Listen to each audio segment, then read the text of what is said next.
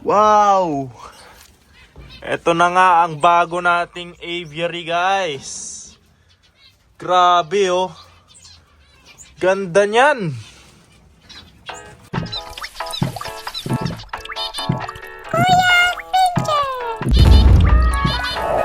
Hello muli sa inyo mga ka-fincher, mga ka-ibon, mga ka-lovebirds. Muli tayo nagbabalik pagkatapos ng napakahabang panahon na walang pagbablog, no? At kitang-kita nyo naman sa ating likuran, meron na tayong bagong aviary.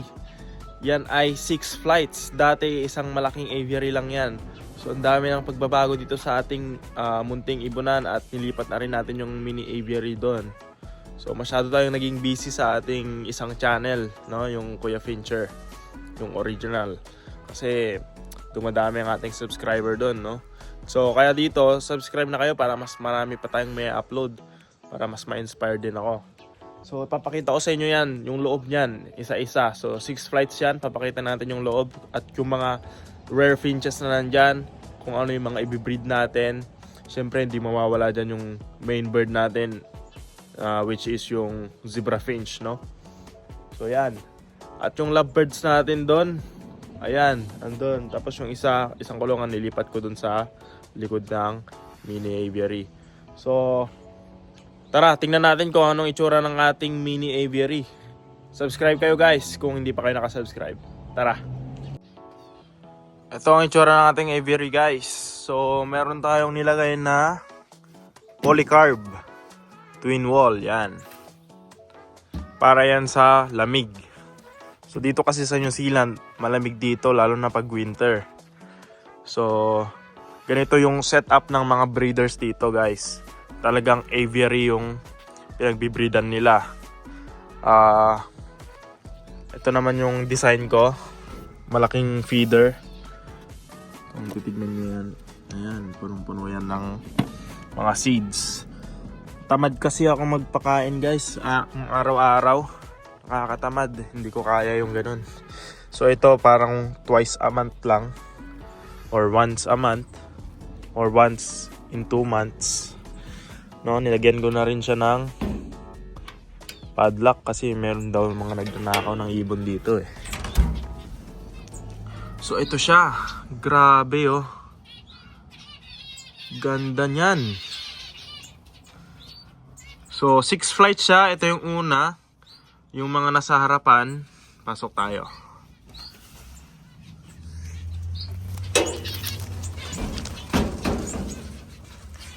So ayan. Ito yung gitnang flight.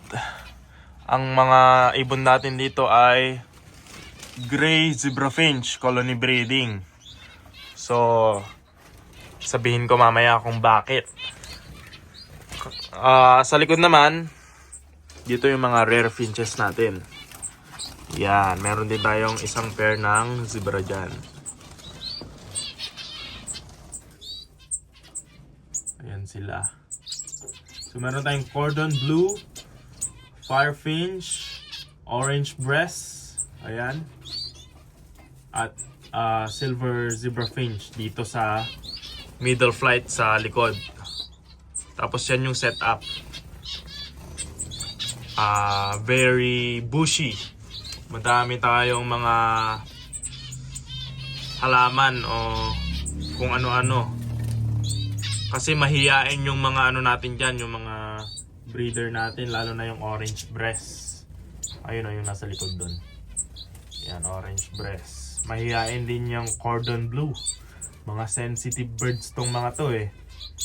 Yung pinaka less sensitive dyan is zebra finch. Ang susunod na less sensitive doon is fire finch.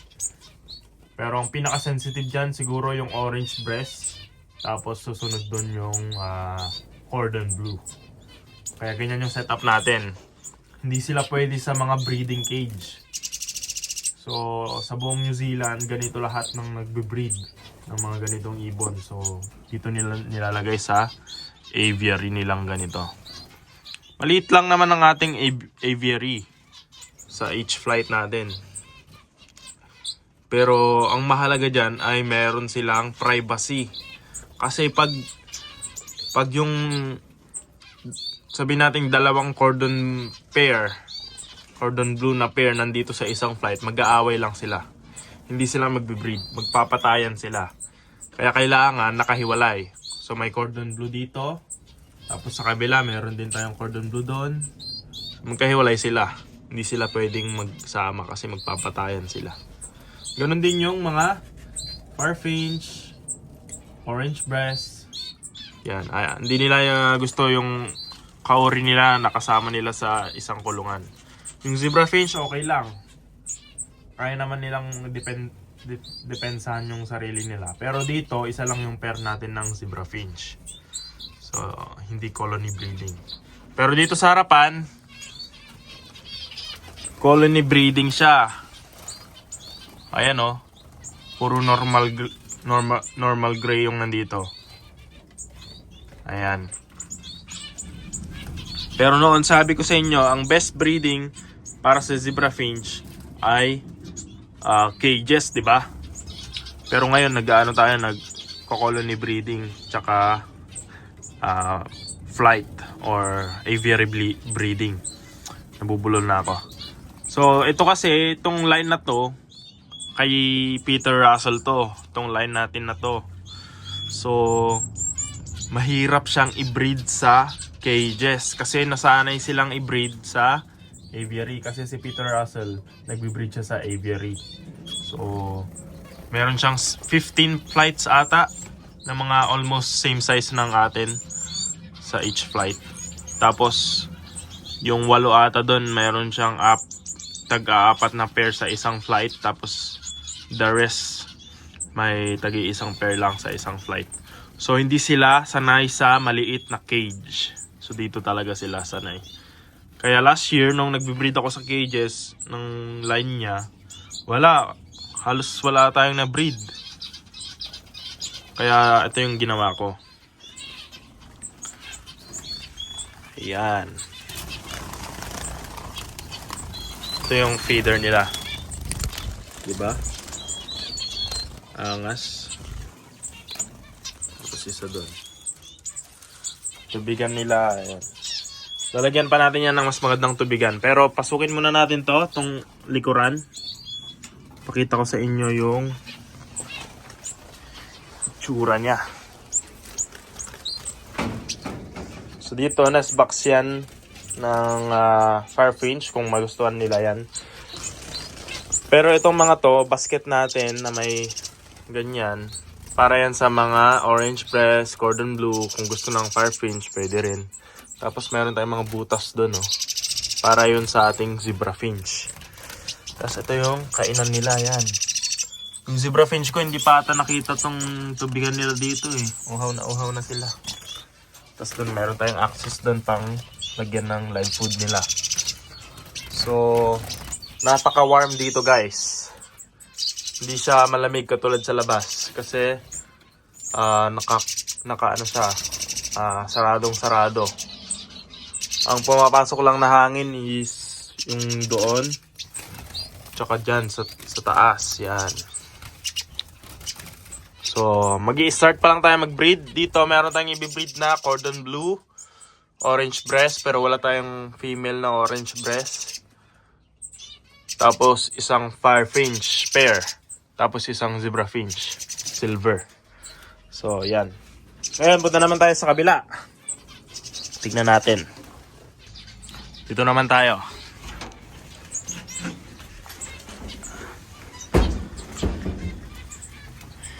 Ayan, wow. Grabe oh. Napakaganda, gustong-gusto ko to. Dito naman meron tayong mga Zebra Finch. Colony ulit. Colony naman ng Fawn at Creams. So yan, napakaganda guys. Tapos meron tayong mga nest box dyan. Napakaraming nest box. Tapos, ayun yung feeder ulit nila. Ayan. So, meron tayong mga bamboo dito kasi mahirap mamatay yan. Kaya magandang ilagay. Ayan o. Ang dami nila. Nagkakagulo sila. Dito tayo sa likod. Simple lang dito sa harapan eh. Mga zebra lang nandito. Pero sa likod, Pakita ko sa inyo.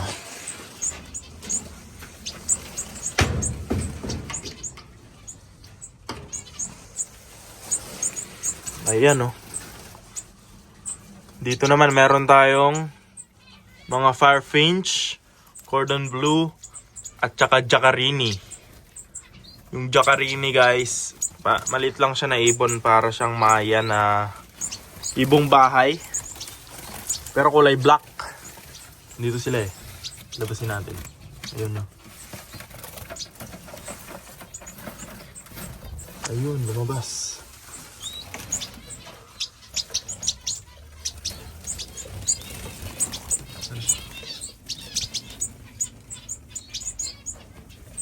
Nandun sila. Ayan. Ayan yung Jacquerini guys. Hindi siya makulay. Brown at saka black lang siya.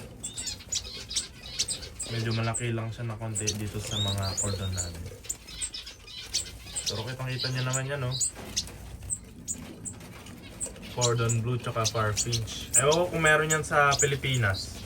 Dito kasi sa New Zealand, yan yung mga ibon nila dito na mga rare finches. Napakahirap nga lang alagaan kasi sobrang sensitive nila guys. So yan yung setup natin. Maraming bamboo, nest box. Tapos ganito din, parang basket sa kabila. Yung luma nating breeding cage, ginawa ko siyang ganyan.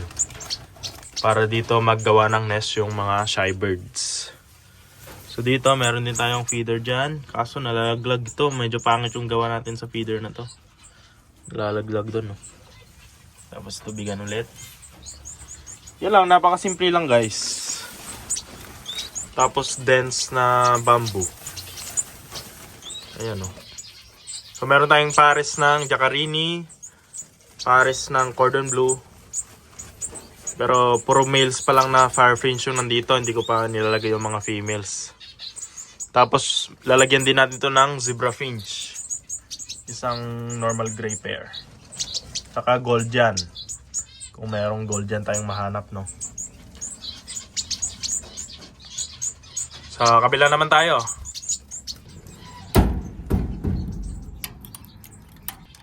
Dito naman tayo.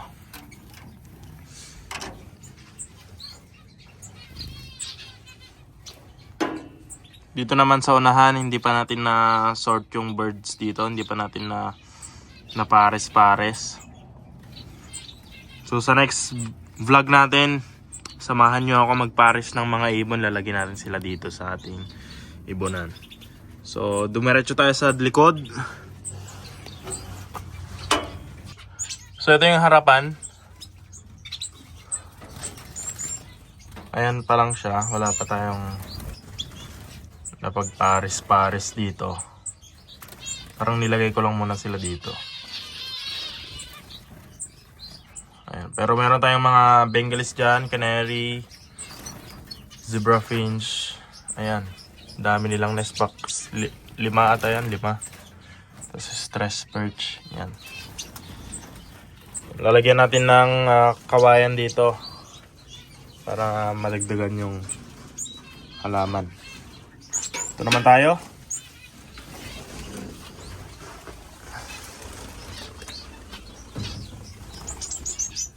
Ayan yung feeder natin. Meron tayong mga Bengalis dyan, no? Kumakain. Ayan yung tubigan nila. Medyo madumi na. At ito yung pagitlogan nila. Ayan. So ililipat natin yung mga Bengalis natin. Ililipat natin sila sa harapan. Hindi sila pwede dito sa likod. Pero ayan yung mga alaga natin. Meron tayong mga Zebra Finch, Fire. Maglalagay tayo ng isang pares ng Fire dito sa likod. Tapos ayun, kitang-kita nyo yun. Ayun, no? Dilaw at black. Yan ang ating Cuban. Napakaganda, no? Ayun yung female. Medyo less colorful. Tapos yung male nandito. Saan na siya? Ayun. Ayan yung male. Napaka colorful. So yan yung i-breed natin dito. Dadagdagan pa natin ng basket dito siguro para dumami yung mapagitlogan nila. Pero mayroon ulit tayong butas dyan para yan sa zebra finch natin. Tapos maglalagay ulit tayo ng isa pang gold dyan dito. No, blackhead tsaka redhead yung gusto kong gold dyan. Dalawang pares na ganun. So ayan. Yan, very simple lang siya. Ayan. Ganyan lang siya guys.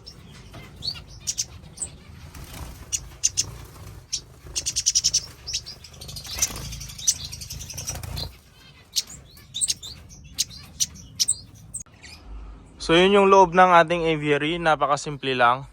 Tapos kailangan pa nating i-cover tong gilid niya dyan. Tapos yan, ganyan lang siya. Tapos dito, ito yung feeder natin, no. Yan. Tapos ito yung tubigan natin, lalagyan na ng mantika. So kagagawa ko lang dito. Yan, medyo makalat pa dito. Ayan. So, meron tayong access sa likod. Siyempre, meron tayong pantrip sa lamig ulit. Yan. Tapos ito namang mini aviary natin. Gagawin din natin tong maayos na kulungan. Dadamihan natin yung nest box dyan. Tsaka dadamihan natin yung mga halaman. Para gumanda rin siya katulad ng isa. Tapos magbe-breed din tayo dyan ng mga iba pang mga ibon. Pwede rin natin siyang gawing holding aviary. So ayan. So yan lang naman ang ating munting ibonan. Napakasimple lang ng ating gawa, no? Tatlong flight sa harapan. Tapos tatlo din sa likod, no? So yung sa harapan, dyan yung ating mga zebra finch na i-colony breed. Yung line na mahirap i-breed. So yan yung mga showbirds ko. Dyan nanggagaling yung champion lines natin. Tapos meron ding tagi-isang pares ng Bengalis dyan. Tapos sa likod, dun yung mga rare finches natin na mga sensitive. Katulad ng cordon blue, Farfinch, Cuban, Jacarini, orange breast. Tsaka sana makahanap tayo ng magandang mga Goldjans, no? Ilalagay ko dyan. Itetry ko yung blackhead tsaka yung redhead. Pero tignan natin kung kailan. Sa ngayon hindi pa, no? Pero basta dadagdagan natin yan. Mag-focus muna tayo sa ating mga kung anong meron tayo ngayon. So yun lang. Next video natin, samahan nyo ako, ipapares natin yung mga zebra finch natin dyan at yung mga ibon natin sa likuran. So pagpaparis-parisin na natin sila at magsisimula na tayo mag-breed dahil pa spring na naman. Patapos na ang winter dito sa New Zealand. So yan, subscribe kayo guys para mapanood nyo pa yung ating future uploads. At update ko rin kayo dito sa ating mini aviary at sa ating mga lovebirds. So sana supportahan nyo ako guys. Patuloy sana kayong manood ng aking mga video. At saka subscribe na kayo. Please lang guys. Salamat ng marami.